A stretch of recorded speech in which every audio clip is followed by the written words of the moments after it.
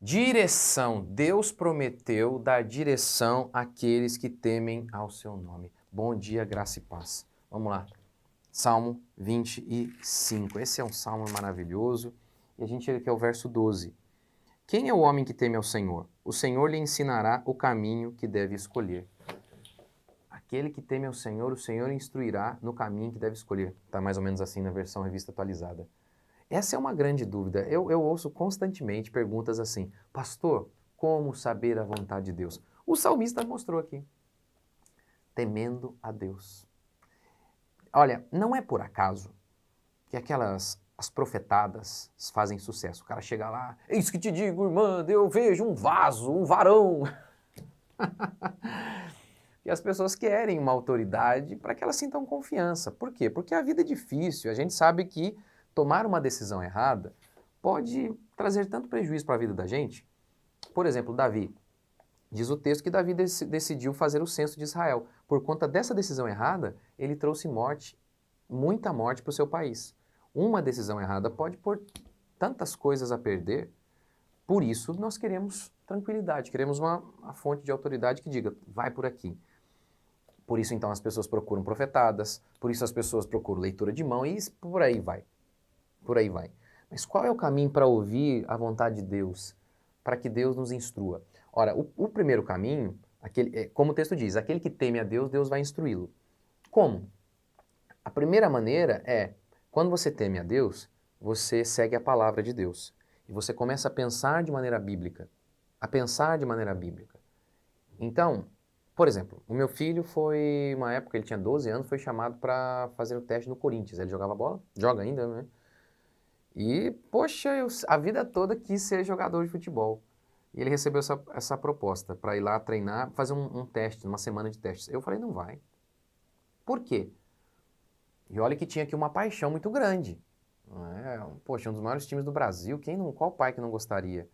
Mas eu tinha a Bíblia. A Bíblia não diz, Daniel, o nome do meu filho, né, Daniel. Daniel, você não irá para o Corinthians. Não está escrito isso. Mas a Bíblia me apresenta alguns valores que me levam a crer que aquilo não era legal.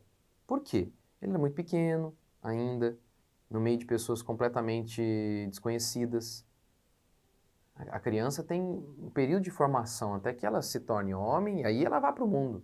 Então, aí eu falei, imagine se ele passa. Aí com 12 anos vai morar em São Paulo. Na onde? Sem uma família.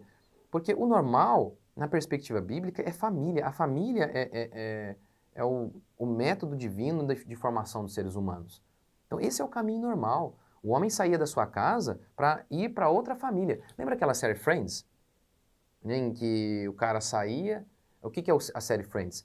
É uma coisa, um modelo de relacionamento, de formação, nem sei como é que eu chamo isso. É um modelo diferente. Eles saem das suas casas e moram juntos ali, né, os três amigos. Enfim, não lembro exatamente, mas eles não tinham uma família. Não, a família eram os amigos. Isso tem muito a ver com a questão da faculdade. Então, essa é uma concepção muito moderna. A perspectiva antiga é, a família é algo fundamental e o cara saía de casa, da sua casa, para formar outra casa. Deixará o homem pai e mãe e iniciar a sua esposa. Então, esse é o caminho normal. Então, essa é a minha perspectiva. Tá vendo? Não tem uma passagem explícita sobre isso. Eu sei, não tem. Mas isso aqui, você tem ali o que parece ser uma boa regra. O cara sai de casa para se unir com a sua esposa. E ao longo da história, é esse padrão que a gente acaba vendo. Por quê? Porque a família é uma coisa fundamental na criação dos nossos filhos. Então, para mim, essa perspectiva era antibíblica. Eu falava, poxa, não tem uma passagem explícita dizendo, mas me parece, lendo a Bíblia, tentando pegar os princípios, me parece que esse não é o melhor modelo. Uma criança com 12 anos, longe do seu pai, da sua mãe, ele está em formação ainda, e ímpios vão formá-lo? Não, para mim não dá. Então, tá vendo? Em primeiro lugar, se você tiver de fato o temor de Deus, a Bíblia, ela não tem todas as diretrizes sobre todos os assuntos, mas ela tem muitos princípios. Ela nem sempre é explícita, mas os princípios estão ali. E aquele que teme a Deus de fato, ele vai buscar na palavra. Então, essa é a primeira maneira.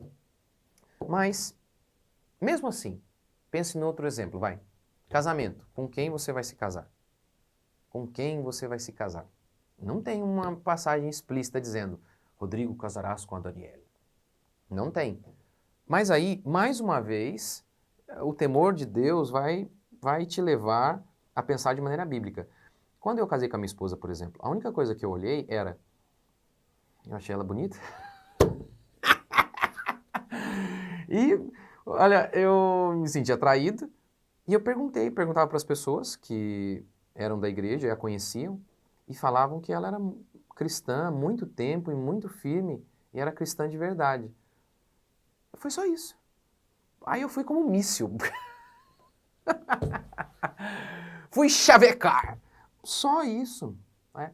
A minha perspectiva, alguns tomam decisões erradas, porque tem gente que assiste muito Hollywood. Aí ele tá lá, né? Ele pensa que é assim que é o jeito que ele vai casar.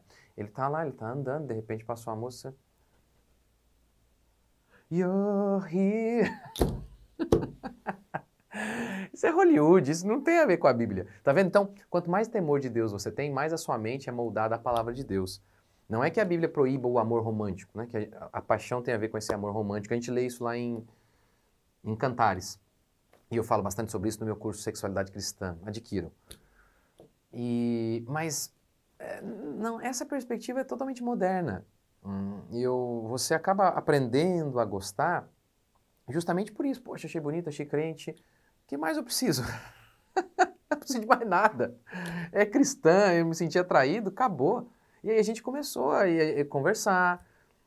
E obviamente a gente acabou vendo que havia ali a gente gostava um do outro e acabou. Então, tá vendo? O temor de Deus, não tem ali a passagem explícita, casarás. Mas o que você acredita que é o casamento? O que sustenta o casamento? Tá vendo? Então, mesmo sem ter uma passagem explícita, isso também vai te dar dicas do que fazer. Mas sobre no meu caso, vai comprar um negócio ou não comprar, já aconteceu isso algumas vezes. E eu não sabia o que fazer, que direção tomar. E, tô com dinheiro aqui agora, eu vou comprar esse imóvel aqui, eu vou comprar aquele outro ali. Mesmo avaliando o mercado, você tem dúvidas. E aí o que você faz? Você confia, Deus, me direciona, eu não sei o que fazer. Me dê um livro que faz com que um livro correto sobre mercado caia na minha mão e eu consiga avaliar melhor. Enfim, eu não sei qual o melhor caminho agora. Então me instrua de alguma maneira, Senhor, seja através de alguém me dando uma dica, seja, fala comigo de alguma maneira. E aí a gente entra nessa questão tão da dependência de Deus, do Abraão, que saiu sem saber para onde ia. Como? Confiando que Deus iria guiá-lo. Então a gente tem esse quê de escuridão para caminhar com Deus, em que não tem tudo mesmo explícito, porque é o Espírito Santo mesmo, para que a gente aprenda a depender de Deus. Então há várias coisas que de fato você vai precisar ali, essa dependência, é o temor de Deus, é a fé, é a confiança de que, puxa, eu estou perdido em relação a isso. Mas o Senhor vai guiar, o Senhor vai dar a instrução. Vai, em relação ao meu filho, às vezes eu fico com dúvida, como ajudá-lo da melhor maneira, como direcioná-lo em relação ao trabalho dele, eu tenho dúvida. E o que eu faço? Senhor, me guie. Eu me sinto ignorante muitas vezes em relação a isso, e eu peço que o Senhor me instrua. Eu não sei o que fazer, mas eu confio, o Senhor vai me dar direção. O Senhor vai me dar direção. E aí a paz vem. Por quê? Porque Ele vai dar direção. Eu vou trabalhar, vou fazer o que eu posso, mas que o Senhor me guie, me instrua e vá conduzindo as coisas da melhor maneira possível. Portanto, o segredo está aqui. Eu sei que se você gostaria de 5 regras, né, do tipo, não tem, né? Alguns distorcem lá seja a paz, o árbitro em vosso coração. Eles distorcem o significado desse texto, dizendo, se você sentir paz, significa que é de Deus. Por exemplo, Jesus não estava sentindo paz na cruz, e era de Deus que ele fosse para a cruz. Então é uma distorção desse texto aí. Outro dia eu podia falar sobre esse texto. Então não, às vezes a vontade de Deus ela está presente na sua vida e você está apavorado diante da vontade de Deus. Então, essa aí não tem nada a ver. É uma distorção do texto. Então, o segredo é o temor de Deus, é de fato você temer a Deus. E aí Deus vai ter graça de você, Ele vai te instruir, Ele vai te livrar daquilo que é mal. O grande segredo é o temor de Deus. Porque pensa, por exemplo, no caso aí de casar, né? Se o rapaz já está apaixonado, aí ele fica orando, Senhor, mostre para mim.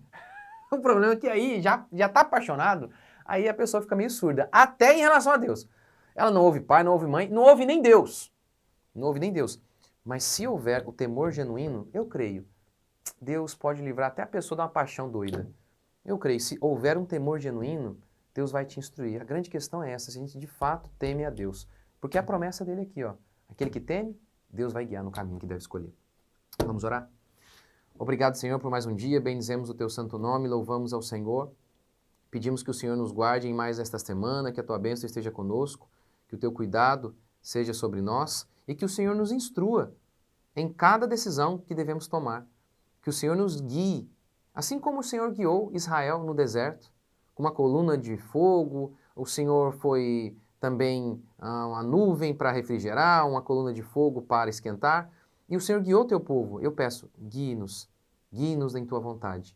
Seja na nossa casa, no nosso trabalho, nos nossos negócios. Ó Deus, nos guie. Que a tua bênção, que o teu cuidado esteja sobre nós. Mais e mais. Nos abençoe onde quer que estejamos. Que sejamos o homem do Salmo 1, que é como árvore plantada junto à corrente de águas, que no devido tempo dá o fruto, cuja folhagem não murcha e tudo o que faz é bem-sucedido. Esse é o homem que não anda no conselho dos ímpios, Pai.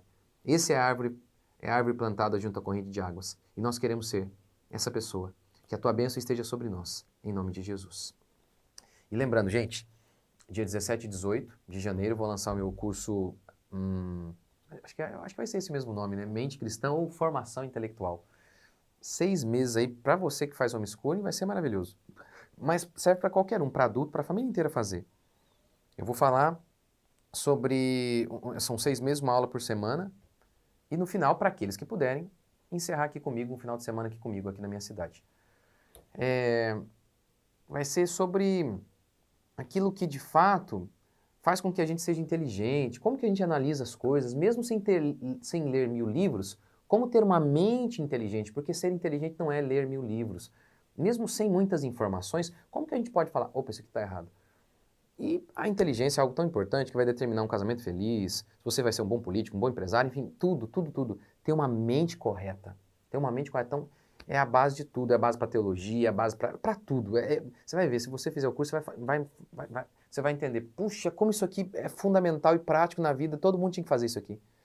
Então, dia 17 e 18, se você quiser, eu vou lançar lá no Legado Cristão. Se você não puder, deixe o seu nome aqui na lista de espera. O preço não vai passar de R$450 e vai poder parcelar em 12 vezes. Então é isso aí, gente. O telefone está aqui, deixe seu nome na lista de espera, vai ser bom demais. Valeu, até a próxima.